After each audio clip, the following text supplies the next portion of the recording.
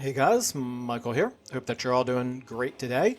So I'm making this video about my go-to cosmetic mods, and I'm doing it largely because these are questions that come up an awful lot on all of my different videos. And I thought it might be useful just to have a video to refer people to. So what I'm going to do in this video is talk about the 6 or 7 mods that I consider to be staples that I use in pretty much all of my campaigns now. There are other cosmetic mods that I use as well, but I'm not going to go through literally every single one of them. Many of them make very minor changes, and all cosmetic mods, including the ones on this list, are of course very subjective. So I'm not going to create a mod list on the Steam Workshop or anything like that, because each one of these is just going to be a matter of opinion. So I'm not really recommending these for people. I just want to explain in one place the mods that come up in the questions the most often. However, what I will do is I will list all of these mods in the description to this video, along with a link to get to them on the Steam Workshop, so that way it'll be very easy for you to pick which ones you want and go ahead and subscribe to them yourselves. So the reason I'm starting out here on the main menu on the change race page here is because you can already see one of them at this point, which is of course the mod called Heraldry, Flags, and Banners. You can see here that EKF's heraldry looks different, and that is going to be true for literally every single legendary lord in the game. I love them. They are beautiful. Let's look at the dwarfs here. Again, really high attention to detail. This is a relatively new mod, and I kind of fell in love with it almost right away. If the mod author is watching this video, thank you for recommending it to me. You're a life changer as far as I'm concerned. Let's take a look at Norska, because I just really love how Throg's new icon looks here. And then I'm going to go ahead and jump into, let's do an example with, let's do Tzeentch maybe, so you can see Kairos, Fate Weaver here, and the Changeling. I'm going to jump down into a campaign with Kairos. And I'm not sure if we're going to be able to see the full effects of another mod that I use right away or not. If not, I might have to pull in some footage from a different video. But let's go ahead and jump in. Alright, so here we are in a Kairos Fate Weaver campaign, and yes, you can already see the effects of some of these other mods. So, first one I want to call attention to, I get asked about these unit cards. This is a mod called Alternative Unit Cards, and I do want to point out it doesn't cover every single unit card in the game. It might just be the ones for Warhammer 3. I'll have to double check that. I'm pretty sure all the demonic unit cards have changed from vanilla. I think they look really nice. I got tired of looking at the old vanilla ones. But anyway, again, pretty minor change. But I do get asked about it, so there you have it. And the other thing that I really want to call attention to here is the effect of the corruption on the landscape here. So we're looking at a landscape that is mostly Nurgle, a little bit of Tzeentch. Well, anyway, depending on how much of what your level of corruption is, the Dynamic World mod changes the appearance of the landscape based on said corruption. I think it does a much nicer job than how it looks in vanilla, personally. I'll show another, like an excerpt from another campaign that I was doing, where you can see an even more profound change. But just know that, yeah, the more corruption you've got, the more the landscape changes. And again, for lovers of Nurgle's beauty, like for people like me, it's hard to go back to vanilla after getting used to this particular mod. And of course, it makes changes for all the different types of corruption in the world.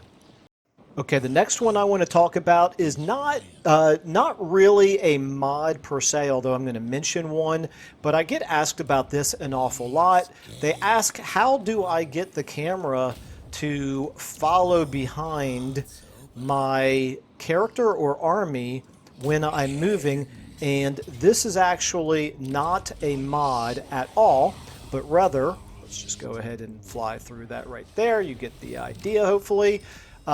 This is actually a camera setting that you change up here in camera settings, and I'm guessing that not everybody has ever actually looked at these up here. So you can go through and you can change for your own faction, for your allied factions, for your enemy factions, and for neutral factions. You can see what my setup is. I like having the cinematic effect, which is when the camera swings around behind and follows behind you, down low and close like this. When you're moving, I like setting it up that way for both my own faction and for my enemies. I usually have my allies set to low, and then I have my neutral set to low as well, because I like being zoomed in close to the detail. But anyway, obviously you can adjust all this however you might like, but I did want to let you all know, you can see this button right here. This is camera settings from MCT. That's because I am also using a mod that I do recommend called Save Camera Settings. And that way, if you don't like the default settings, if you like setting up your own like I've done here, you set it up one time, and you can also set it up in MCT and have it available for you every time you start a new campaign, or at the click of a button like you can see right there. One more thing I will call attention to here before we leave Kairos Fateweaver is the unique faction UI. That is, to be honest with you, I don't even know all of the changes that it makes. I know that the color changes based on your faction. I know that there are other details as well, but I don't remember what vanilla looks like so much to be able to call attention to all the particular changes.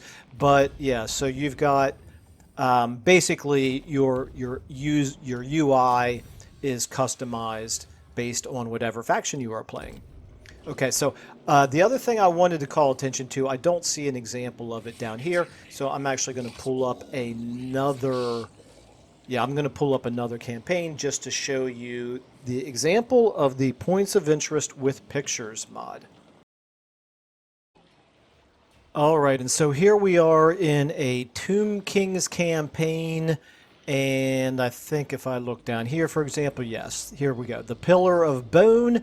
This is an example from the Points of Interest with Pictures mod. In vanilla, all this does is it just gives you the text. This gives you a nice little picture of it as well. I don't know, for whatever reason, I just think it's so much nicer to have that additional imagery on top of the text that you can read. So, so there you have it. I think those are probably the ones that I consider my staples that I pretty much never load up a game unless I'm just testing something on vanilla. I never load up a game without any of these. And again, I do want to emphasize these are all cosmetic only. None of them make any functional changes to your game whatsoever. They should all be therefore optional. You could use one of them, you could use all of them, you can mix and match, but I don't see any other Points of Interest with Pictures, unfortunately. So that's going to be the only example, but you get the idea. But anyway, yeah, so if you don't like any of them, obviously you don't have to use any of them, but like I said, if you like one or two of them, feel free to safely use one or two of them. As far as I know, I've been using them so much, I feel like they are all very safe.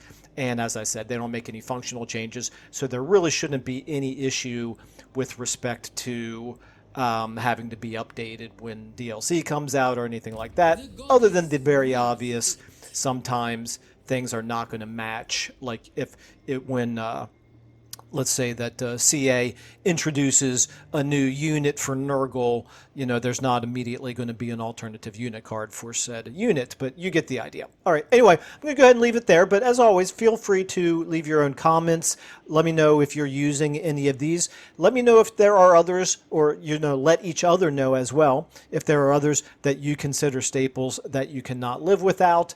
But I try not to go too far down the rabbit hole of cosmetic mods because there's so many, like reskins, for example, that you can dig into that, yeah, you could just spend forever trying to beautify the game doing that. So I try not to go down that rabbit hole, but I have a feeling at some point I probably will. But anyway, now I don't want to ramble on any longer, so Like I said, welcome any feedback.